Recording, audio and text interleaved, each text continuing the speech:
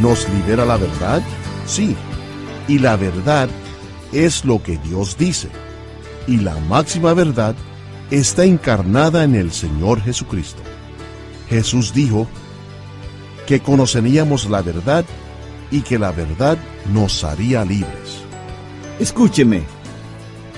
La verdad no puede liberarle hasta que usted la conozca.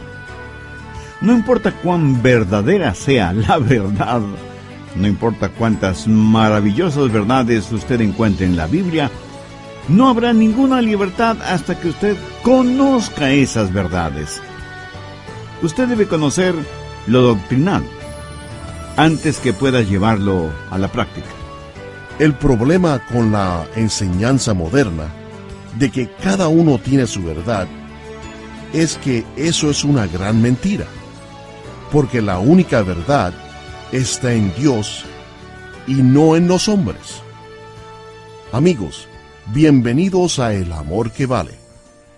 El doctor Adrian Rogers, en la voz del pastor Lenín de Llanón, nos entrega su mensaje: cómo desarrollar una autoimagen positiva. Busque el capítulo 1 de Efesios. Hoy vamos a hablar del orgullo. Cómo el orgullo pone de manifiesto nuestra depravación y cómo el orgullo precede a la destrucción. Espero que así podamos entender que el orgullo es algo horrible y que busquemos más bien ser humildes. El problema es que mucha gente no entiende la genuina y bíblica humildad. Creen que humildad es tener un complejo de inferioridad y pensar que no son nadie. Mi amigo, eso no es cierto. Usted es alguien que necesita desarrollar el potencial que Dios le ha dado. Necesita entender lo que Dios dice acerca de usted. Necesita saber quién es usted en Cristo. Bien, veamos Efesios 1 desde el verso 1. Pablo, apóstol de Jesucristo por la voluntad de Dios, a los santos y fieles en Cristo Jesús que están en Éfeso, gracia y paz a vosotros, de nuestro Dios el Padre y del Señor Jesucristo. Bendito sea el Dios y Padre de nuestro Señor Jesucristo, que nos bendijo con toda bendición espiritual en los lugares celestiales en Cristo, según nos escogió en Él antes de la fundación del mundo, para que fuésemos santos y sin mancha delante de Él, en amor, habiéndonos predestinado para ser adoptados hijos suyos por medio de Jesucristo, según el puro afecto de su voluntad, para alabanza de la gloria de su gracia, con la cual nos hizo aceptos en el amado. La clave para vivir victoriosamente la vida cristiana es el descubrir quiénes somos en Cristo. Muchos cristianos nunca lo descubren. Son como un hombre que tenía un problema de identidad.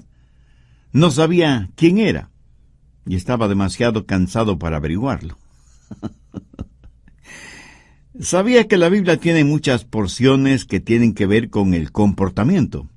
Por ejemplo, Efesios 6 nos dice que debemos ponernos toda la armadura de Dios y prepararnos para la batalla. O el capítulo 12 de Romanos, que nos dice las cosas que debemos hacer y las que no debemos hacer. O el capítulo 5 de Mateo, con las bienaventuranzas que nos dicen cómo vivir y actuar. Pero quiero que entienda bien lo siguiente acerca del cristianismo. No es una modificación de comportamiento, aunque muchos piensan que sí. Dios no modifica nuestro comportamiento para poder cambiarnos. Dios nos cambia para que modifiquemos nuestro comportamiento.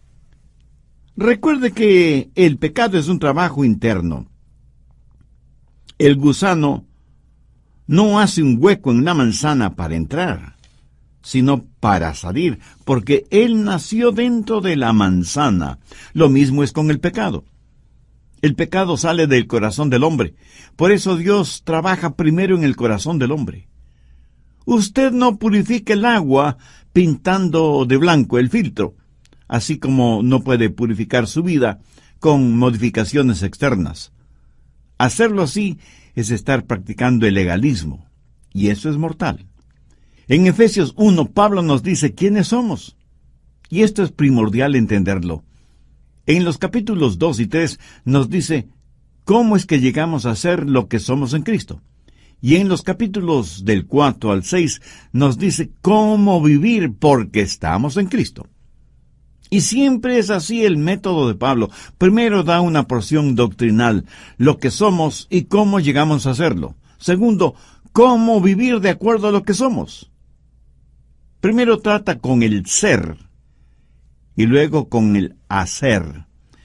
Ahora, si usted comienza con el hacer en vez del ser, si usted no entiende lo doctrinal y sencillamente comienza en lo práctico, será un legalista y se sentirá frustrado porque estará viviendo en contra de una identidad que no tiene ni en su mente ni en su corazón.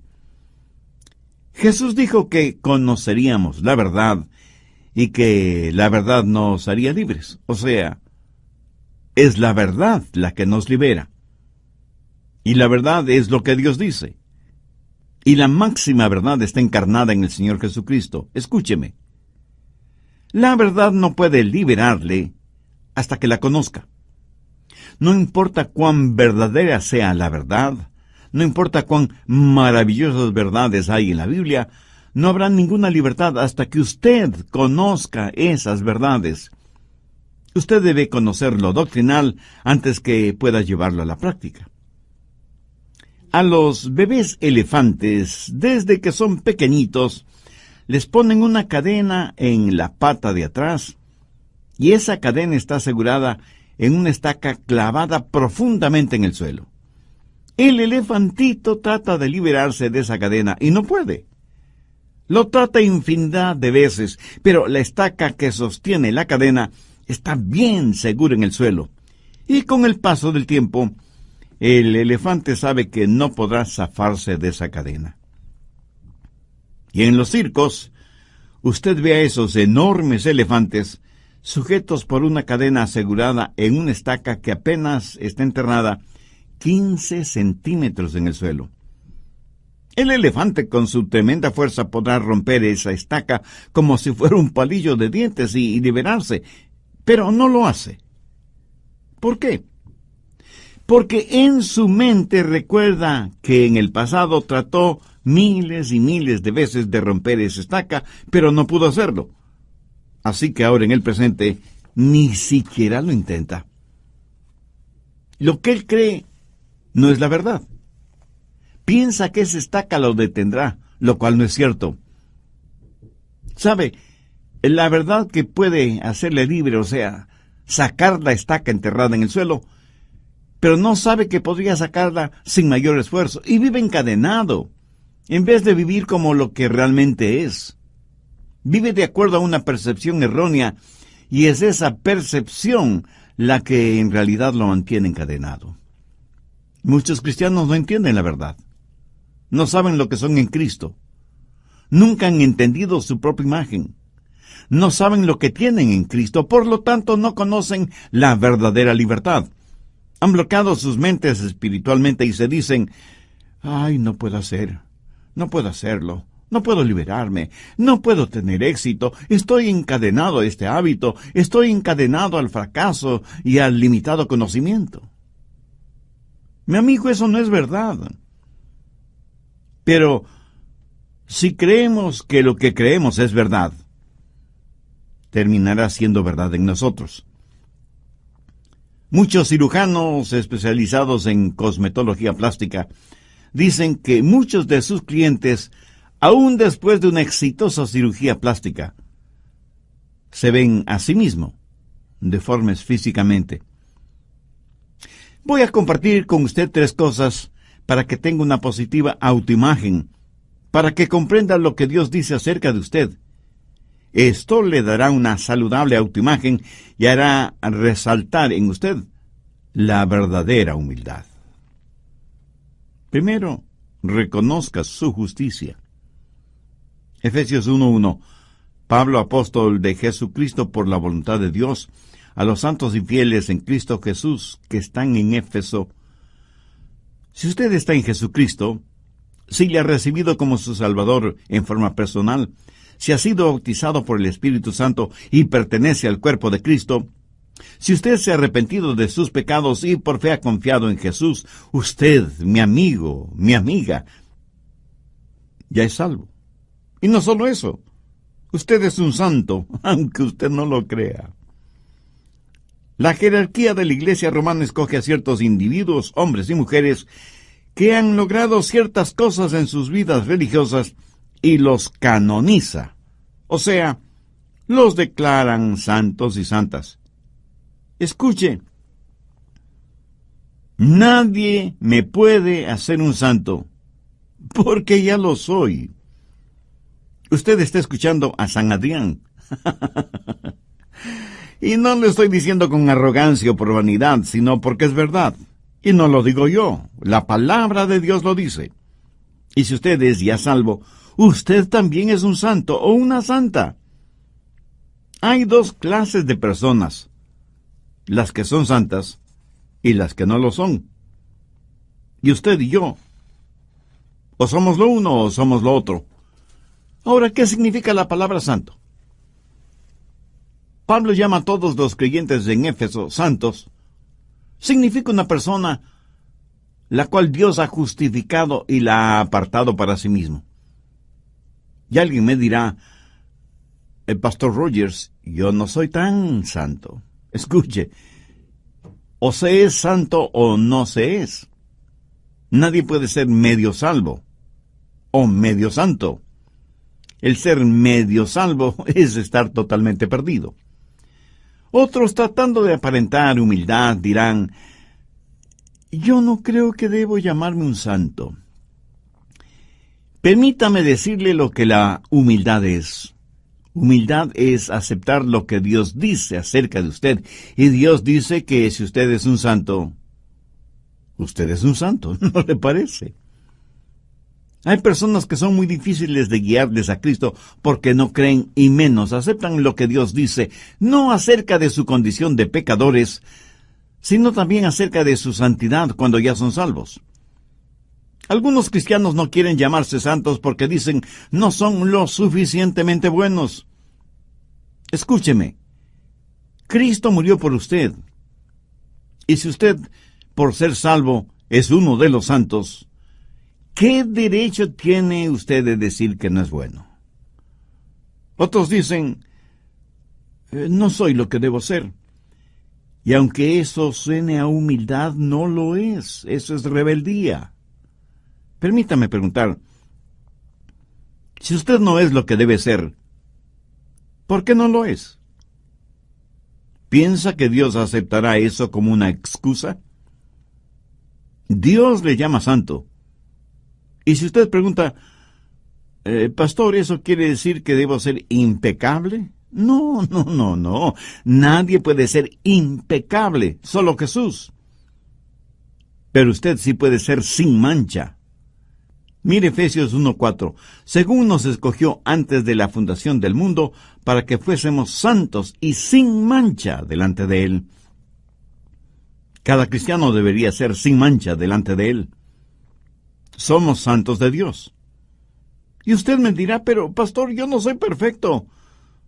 Mi amigo, a los ojos de Dios, si usted es santo, Dios lo ve como perfecto.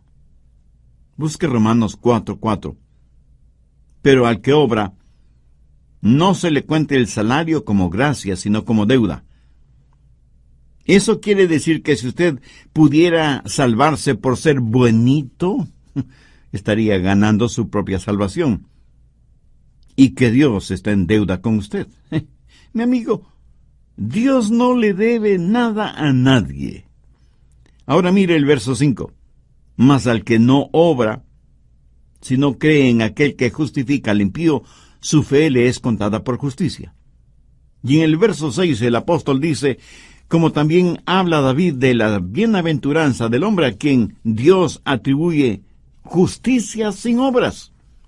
La Biblia enseña, porque por gracia sois salvos por medio de la fe, y esto no de vosotros, pues es don de Dios, no por obras, para que nadie se gloríe. Cuando confío en Jesús, el momento que entrego mi corazón a Cristo, en ese mismo instante soy justificado delante de Dios. Soy un santo.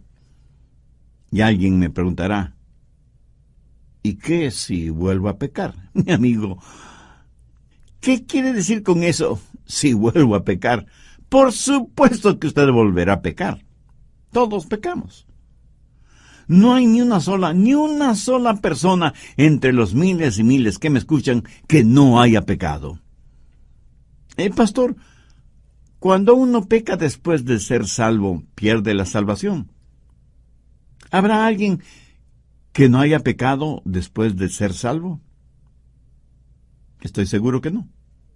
Pero si usted se arrepiente de sus pecados y confía en el Señor Jesucristo, usted está justificado delante de Dios. Y si fracasamos espiritualmente, dice la Biblia que en Jesucristo tenemos un abogado que intercede por nosotros delante del Padre. Cuando pecamos, debemos confesar nuestro pecado. Pero ¿cuántos de nosotros hemos confesado que somos hechos justicia de Dios en Cristo? Por eso es que la Biblia dice en Romanos 12:3, digo pues por la gracia que me es dada, a cada cual que está entre vosotros, que no tenga más alto concepto de sí que el que debe tener, sino que piense de sí con cordura, conforme a la medida de fe que Dios repartió a cada uno. En otras palabras, el apóstol está diciendo que no debemos envanecernos ni enorgullecernos de la fe y de la gracia que Dios nos ha dado. Así que usted puede tener una autoimagen positiva si sabe quién es en Cristo. Si tiene una personalidad saludable, bien balanceada, entonces tiene la justicia de Dios. Ahora, esta justicia nada tiene que ver con sus obras, porque está únicamente relacionada con su fe en el Señor Jesucristo. Su justicia no es suya propia, sino la justicia que Dios le otorga a usted por medio de los méritos de Cristo, porque lo que Jesús hizo por usted justifica el que haya sido usted justificado. Segundo, confíe en sus recursos. Veamos Efesios 1:3. Bendito sea el Dios y Padre de nuestro Señor Jesucristo, quien nos bendijo con toda bendición espiritual en los lugares celestiales en Cristo. No solo que usted está justificado a los ojos de Dios, no solo que Dios le considera santo, sino que Dios le ha dado todo lo que necesita para vivir la vida cristiana. Ahora permítame hacer una pregunta. ¿Cuántos de ustedes tienen toda la paciencia, todo el amor, toda la sabiduría, todo el dinero o toda la fe que necesitan? Y muchos responderán, no tengo lo suficiente de todas esas cosas que necesito. Gracias por su honestidad. Pero, ¿qué es lo que nos dice el verso 3? Nos dice que Dios ya nos ha bendecido con toda bendición espiritual en los lugares celestiales en Cristo. Entonces, ¿quién tiene la razón, usted o Dios? Dios dice que usted tiene todo lo que necesita para su vida cristiana. O sea, tiene toda la paciencia, todo el amor, toda la sabiduría, todo el dinero y toda la fe que necesita. Y no faltará quien me pregunte, pastor, si ya lo tengo, ¿cómo es que no lo tengo? Mi amigo, eso es porque usted no ha entendido lo que tiene. No se ha visto a usted mismo poseyéndolo. Y como no concibe poseyéndolo todo, vive como si no poseyera nada. Recuerde que en la vida cristiana primero viene lo doctrinal, luego lo práctico. Y para comportarse como cristiano tiene que saber y entender que usted ya está en Cristo.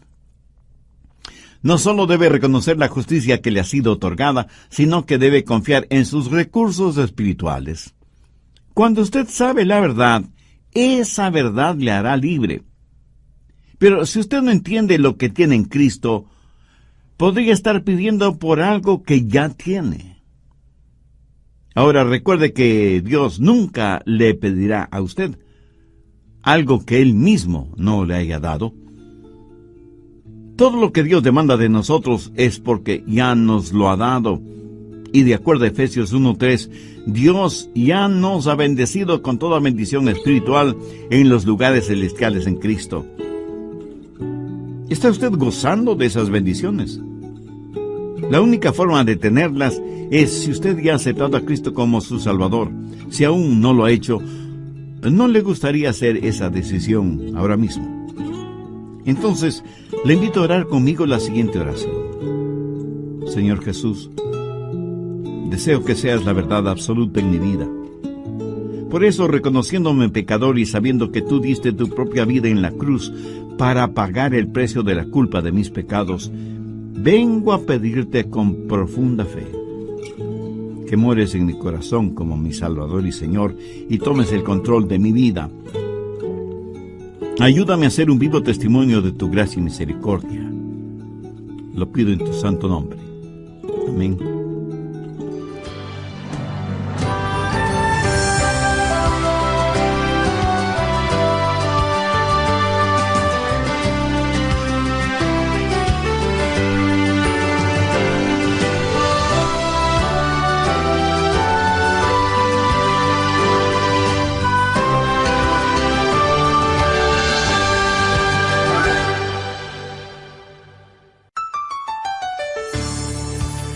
¿Por qué los hijos jóvenes dejan una buena casa en donde tienen rica comida, buena ropa, abundante agua para bañarse, una agradable cama y el amor de sus padres?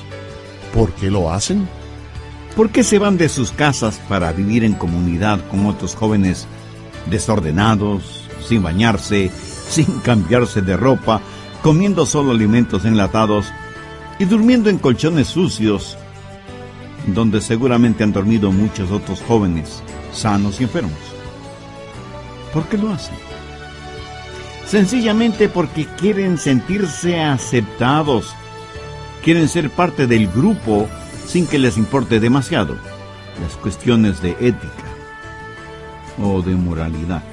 Sin que importe el nivel social en el cual uno se encuentre, cada ser humano tiene la necesidad de ser amado, de ser aceptado. No nos gusta ser despreciados o rechazados. Hoy, en la voz del pastor Lenín de Llanón, el doctor Adrian Rogers concluye su mensaje: cómo desarrollar una autoimagen positiva. Creer en lo que Dios dice es mucho más importante que lo que usted piensa. Cuando usted comprende lo que Dios dice, cuando usted entienda la verdad de Dios, esa verdad le liberará. Usted tiene que reconocer la justicia que le ha sido otorgada, y usted es justo delante de Dios en Cristo Jesús. Y por eso Dios nunca más se acordará de sus pecados. Sin embargo, eso no significa que Dios no le disciplinará si es que usted desobedece. Pero nunca usará ese pecado para acusarle. Anote al margen 2 de Pedro 1:3. Como todas las cosas que pertenecen a la vida y a la piedad, nos han sido dadas por su divino poder mediante el conocimiento de aquel que nos llamó por su gloria y excelencia. En Romanos 8:9 leemos: Mas vosotros no vivís según la carne, sino según el Espíritu, si es que el Espíritu de Dios mora en vosotros. Y si alguien no tiene el Espíritu de Cristo, no es de él. Todos tenemos el Espíritu Santo en nosotros si es que somos salvos, y es por medio de él que Jesús vive en nosotros. Si Cristo no está en nosotros, entonces no somos salvos. ¿Y cómo es que Cristo mora en nosotros? No corporalmente. Él viene por medio de su Espíritu Santo, y cuando creemos somos bautizados por el Espíritu Santo en el cuerpo de Cristo. Cuando estamos en el Espíritu, quiere decir que el Espíritu está en nosotros y nosotros somos de Cristo y Cristo está en nosotros. Por favor, escúcheme con atención. El Espíritu Santo es Dios en cada creyente. Algunos hermanos pentecostales a veces me preguntan si he recibido la segunda bendición. Y yo les contesto que para mí la segunda bendición es entender bien la primera. Muchos de nosotros en realidad no nos damos cuenta lo que obtuvimos cuando nos salvamos. no solo el perdón de nuestros pecados y vida eterna, sino que también recibimos al Espíritu Santo de Dios y con Él, y en Él, al Señor Jesucristo. Esa es la más importante bendición que uno puede recibir en la vida. Cuando yo recibí esa bendición, mis ojos espirituales fueron abiertos y aprendí que Él me había bendecido con toda bendición espiritual en Jesucristo. Cuando usted se salvó, cuando nació de nuevo, le fueron dadas todas las bendiciones de Dios. Dios no nos da de su Santo Espíritu por etapas. Pablo lo asegura al decir: bendito sea el Dios y Padre de nuestro Señor Jesucristo, quien nos bendijo con toda bendición espiritual en los lugares celestiales en Cristo. Y el apóstol Pedro en su segunda epístola, el capítulo 1, verso 3 dice: como todas las cosas que pertenecen a la vida y a la piedad nos han sido dadas por su divino poder. ¿Cómo lo obtenemos? Mediante el conocimiento de aquel que nos ha llamado para su gloria y excelencia. O sea, nos ha dado todo lo que necesitamos para vivir la vida cristiana. Usted no necesita nada más, pero tampoco nada menos. Por eso la Biblia dice en Juan 8:32, y conoceréis la verdad, y la verdad os hará libres. Cuando usted entiende quién es en Cristo y reconoce que ha sido justificado, Dios le llama santo. Cuando confía en los recursos con que Dios ya le ha bendecido, entonces la segunda bendición es el descubrir todo lo que le ha sido dada en la primera bendición. Y el resto de su vida lo pasará descubriendo todo lo que obtuvo desde el mismo momento en que pasó de muerte a vida. O sea, todo lo que recibió desde el instante en que aceptó a Cristo como su Salvador. ¿Qué más podría necesitar? Dios ya no nos bendijo con toda bendición espiritual en los lugares celestiales en Cristo. Tercero, descanse en su relación. Busque Efesios 1:6. Para alabanza de la gloria de su gracia, con la cual nos hizo aceptos en el amado. Su relación es una de aceptación. No solo en que usted ha aceptado a Cristo, sino que Él le ha aceptado a usted. Mire esa frase, en el amado. Es una referencia directa al Señor Jesucristo. Por lo tanto, lo que es cierto acerca del Señor Jesucristo es también cierto acerca de usted. Cuando el Padre desde el cielo miró a su Hijo siendo bautizado, dijo: este es mi Hijo amado en quien tengo complacencia. Si usted está en Cristo, es aceptado en Él por el Padre. La razón por la que muchos no tienen una positiva autoimagen es porque tienen una personalidad distorsionada por un sentimiento de rechazo. Algunas veces se les llama complejo de inferioridad. ¿Por qué tenemos esa clase de sentimientos? Bueno, porque es parte de nuestra naturaleza adánica. Cuando Adán pecó, su pecado causó rechazo por parte de Dios. ¿Qué sucedió con Adán y Eva después que pecaron? Tuvieron que salir del jardín del Edén, fueron rechazados. Vivimos en este mundo con esa innata sensación de rechazo, y la mayor parte de nuestra vida la pasamos buscando aceptación. Queremos ser aceptados, pero nos volvemos orgullosos. Tratamos de hacer cosas y nos esclavizamos a ellas. Vivimos por lo que otros piensan. Vivimos de acuerdo a lo que la mayoría impone, aunque sea negativo y ofensivo delante de Dios. Definitivamente nos importa más la opinión que los hombres tengan de nosotros que la opinión de Dios. ¿Por qué los jóvenes dejan una buena casa en donde tienen rica comida, buena ropa, abundante agua para bañarse, una agradable cama y el amor de sus padres? ¿Por qué se van de sus casas para vivir en comunidad con otros jóvenes desordenados, sin bañarse, sin cambiarse de ropa, comiendo solamente alimentos enlatados y durmiendo en colchones sucios en donde seguramente han dormido muchos otros jóvenes sanos y enfermos? ¿Por qué lo hacen? Sencillamente porque se sienten aceptados. ¿Por qué asisten masivamente a los conciertos de rock pesado? Y no me diga que es porque les gusta la música. Eso es puro cuento. Eso podrá ser cualquier cosa menos música. Ellos pueden pensar que les gusta, pueden ser adictos a esa clase de ruido, pero eso no es natural. Eso solo significa que sus oídos y sus gustos musicales están atrofiados. Lo mismo sucede con el licor y con los cigarrillos. Cuando comienzan a beber o a fumar, se enferman, pero siguen bebiendo y fumando hasta que se vuelven adictos. Cuando los jóvenes van a esos conciertos, van no tanto por la música, sino por el sentido de aceptación, por saber que pertenecen al grupo, quieren ser parte de algo, porque tienen la idea de que sus padres no les aman, se sienten rechazados y por eso buscan un lugar extraño, falso, artificial, en donde aprenderán todo lo malo y rechazarán todo lo bueno. Y para ser aceptados, deben vestirse de cierta manera. Los supermercaderes transnacionales dicen que para ser aceptados hay que usar cierta pasta para dientes, cierta moda de ropa, cierto estilo de peinado y hasta cierta forma de hablar. Si no cumplimos con esos parámetros, seremos rechazados. Muchos que se dicen creyentes tienen esta necesidad de aceptación. Aún después de ser salvos, fracasan en entender que ya son aceptados en el amado. Y muchos creyentes se vuelven legalistas y hacen esfuerzos sobrehumanos para ser aceptados y para que Dios les ame.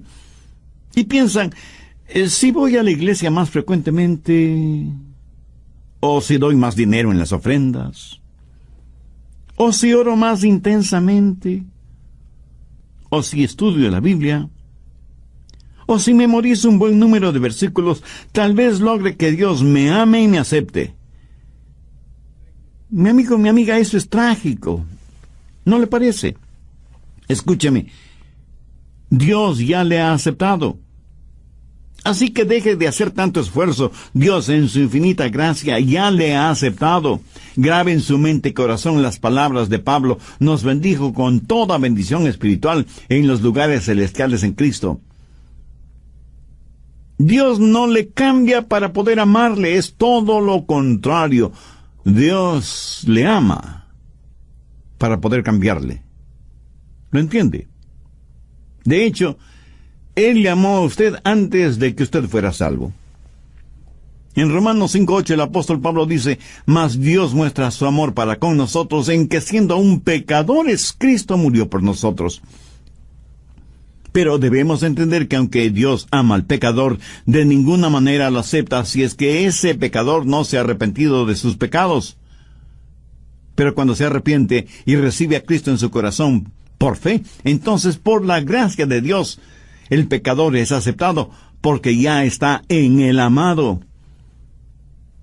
En el Antiguo Testamento se relata la historia de Mefiboset, hijo de Jonatán y nieto del rey Saúl. David y Jonatán habían hecho un pacto de sangre basado en el amor que se tenían, para tener comunión mutua, pelear las batallas del uno y del otro, y compartir todo cuanto tenían. Este pacto cubría también a los hijos. Y Jonatán tuvo un hijo, Mefiboset, que era heredero al trono si es que su padre, Jonatán, heredaba el trono de Saúl, rey de Israel, padre de Jonatán y abuelo de Mefiboset. Pero Saúl y Jonatán murieron, y David fue ungido como rey de Israel. Por el temor de que David como rey quisiera eliminar cualquier vestigio de la descendencia de Saúl, una comadrona tomó al pequeño Mefiboset para ocultarlo, pero al correr con el niño en sus brazos tropezó y cayó, y las piernas de Mefiboset se fracturaron, y él quedó lisiado para toda la vida. La mujer llevó al niño hasta un pequeño pueblito llamado Lodebar, en donde Mefiboset creció temiendo y odiando a David. ¿Por qué? porque nada sabía acerca del rey David. No sabía que David le amaba. No sabía del pacto de sangre que Jonatán, su padre, y David habían hecho. Y la causa de la rebelión de Mefiboset en contra de David era el resultado de creer mentiras acerca de David. Ignoraba la verdad. Debido al pacto entre David y Jonatán, él, Mefiboset, era amado por David. Pero después de varias circunstancias, David encontró a Mefiboset y lo hizo traer al palacio. Frente a David, Mefiboset puso su rostro en el suelo, pensando que David lo mataría ahí mismo. Pero David le dijo: Mefiboset, yo no quiero matarte. Yo quiero bendecirte. Quiero tratarte como uno de mis propios hijos. Quiero que tengas la herencia que te corresponde y que siempre te sientes conmigo a la mesa real.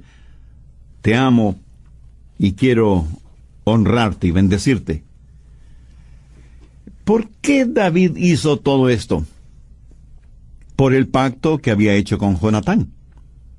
David aceptó a Mefiboset por ser el hijo de Jonatán, y debido a ese pacto, cuando supo de la existencia de Mefiboset, lo buscó hasta encontrarlo, lo trajo al palacio y lo aceptó como si fuera su propio hijo y le bendijo como tal. ¿Por qué soy aceptado por Dios? No porque yo sea alguien especial. No por ninguna de las cosas notables que haya hecho. Dios me aceptó por amor a Cristo. Busque Efesios 4:32. Antes sed benignos unos con otros, misericordiosos, perdonándoos unos a otros como Dios también os perdonó a vosotros en Cristo.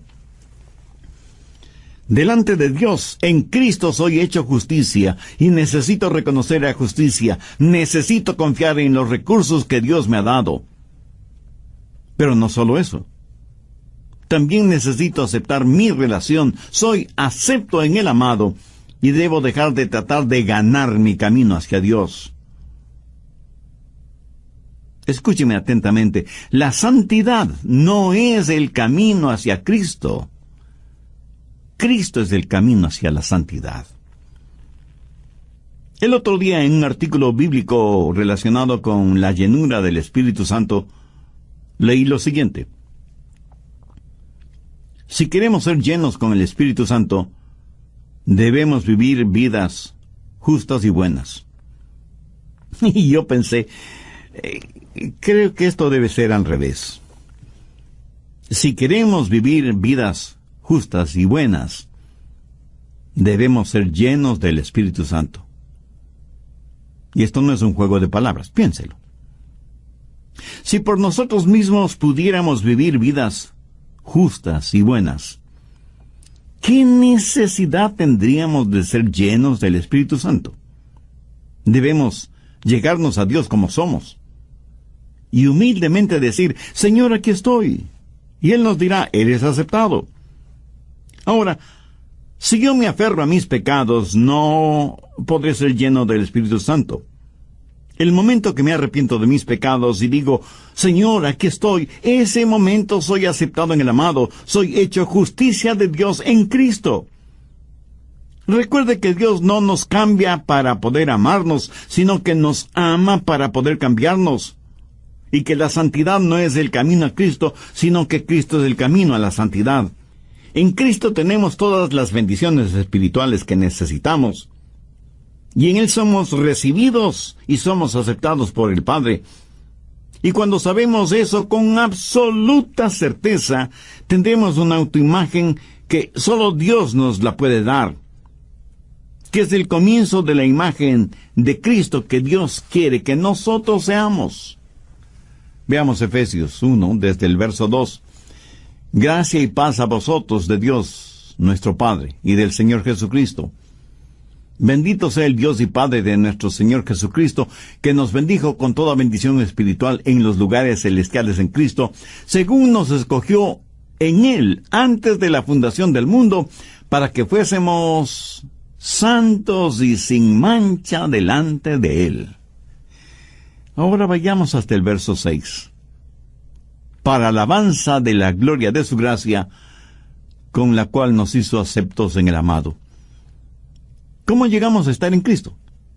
Por arrepentimiento y fe. Eso nos hace miembros del cuerpo de Cristo. ¿Qué significa estar en Cristo? Permítame ilustrar esto de la siguiente manera. Suponga que yo le pongo a usted en un barril. ¿Dónde está usted? Pues en un barril. Luego yo pongo ese barril en un río. ¿En dónde está usted? Dentro de un barril en el río. ¿Correcto? Bien. Si usted es un creyente, ¿dónde está usted ahora? Pues está en Cristo. ¿Dónde está Cristo? En los lugares celestiales. ¿Ya lo entendió? Lo que es verdad acerca de Cristo es verdad acerca de usted. Jesús está en el trono, sentado a la diestra de su Padre. Todas las cosas están a sus pies. Y cuando usted entiende quién es usted en Cristo y habla de tener una buena personalidad y aceptación propia y autoimagen, usted lo tiene todo. Y no se enorgullecerá por eso, sino que más bien se humillará. Recuerde que la verdadera humildad es aceptar lo que Dios dice. Y conoceréis la verdad, y la verdad os hará libres. ¿Es usted ya verdaderamente libre? Solo Cristo puede darle esa libertad. ¿Tiene ya a Cristo en su corazón? ¿No le gustaría hacer esa decisión espiritual ahora mismo? Si ese es su sincero deseo, le invito a orar conmigo una sencilla oración. Dios eterno, vengo ante ti sabiendo que soy pecador y estoy necesitado de tu perdón y de tu misericordia. Señor Jesús, en la cruz del Calvario tú ofrendaste tu preciosa vida como pago por la culpa de mis pecados. Gracias por tu incomparable amor. Este momento y con profunda fe te invito a que vengas a morar en mi corazón y seas mi Salvador y mi Señor. Ayúdame a ser la clase de persona que tú quieres que sea y hazme un instrumento útil y de bendición en tus manos, porque lo pido en tu santo nombre.